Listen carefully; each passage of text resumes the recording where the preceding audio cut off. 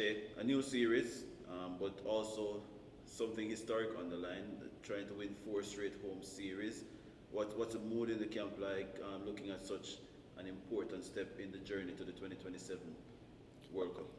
I think it's a very positive mood and vibe amongst the dressing room, especially some of the recent results that we've had. But despite those in different formats, I think the guys are really looking forward to this one, especially the core group of ODI guys who we've had for the last 2 years or so.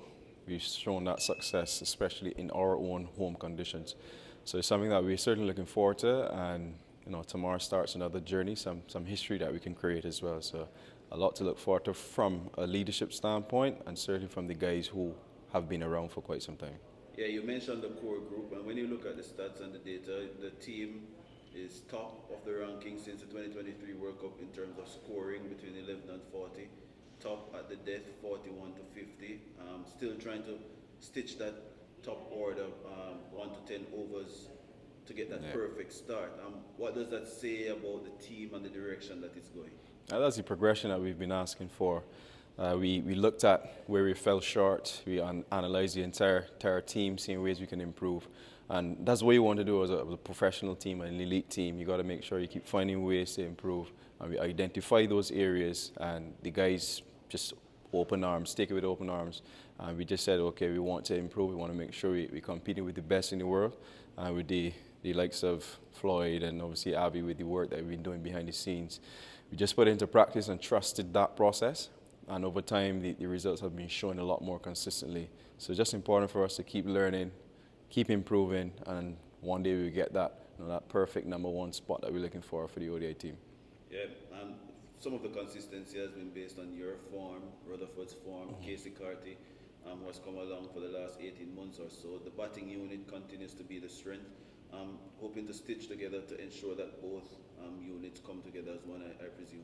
Yeah, for sure. We must commend the work that the batters have been doing for the last couple of seasons, and it's important that we highlight those good performances as well, because we're very quick to cry down our own in the Caribbean. So it's great to see the way Rutherford has been very consistent. I think he scored 5 or 6 consecutive 50-plus scores over a period of time.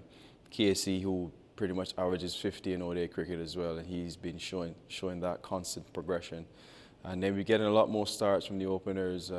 Evan came back in, showcased his skill and class. Brandon doing his thing at the top. So I think our top 6, we've been providing that stability that we've been seeking for a little bit of time.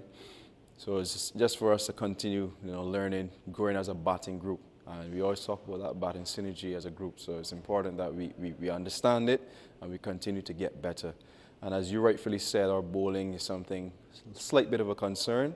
But having said that, we have been showing progressions as well, the areas that we've been improving on. And it's just for us to keep getting better. It's not an overnight fix. It's something that we identified previously in terms of the stats, the planning, the strategy that we need to go into each series.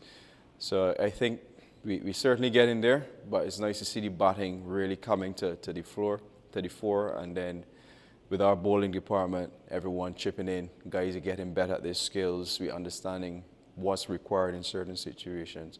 So just to put those 2 areas, and then no doubt the fielding, which something we all have to do well. And as a team, if we can bat well, bowl well, and field well, we're going to be a great team going forward. Yeah, and when you look at what the team came up against Pakistan in that T20 series, what is it that you're expecting from the opponents? Pretty similar. I think they're going to throw a lot of spin at us once again, especially in those middle overs, and it's something that we've been a lot better at in the recent past. So just the way we go about and negate that the spin threat in the middle overs, I think that's going to be the deciding factor for us in this series, whether we come out on top or not. So I would say that's the biggest thing. Obviously, they've got skill at the top as well with their new ball bowlers. The ability that Shaheen and Naseem Shah they have.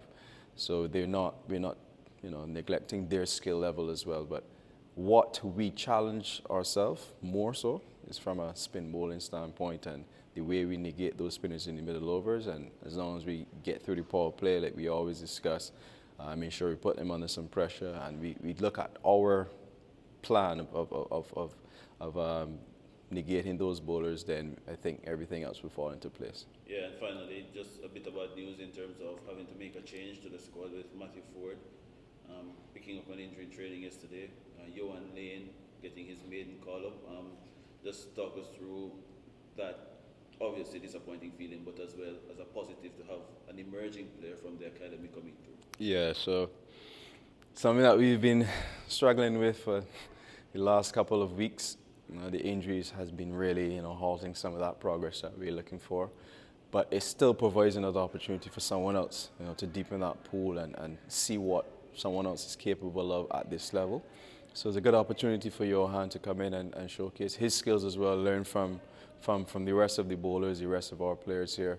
But it's unfortunate for Matthew. He's been putting a lot of work behind the scenes. He hasn't been playing, but he can see he was always ready to go, especially for this ODI series. So it's unfortunate. I wish him well and a speedy recovery.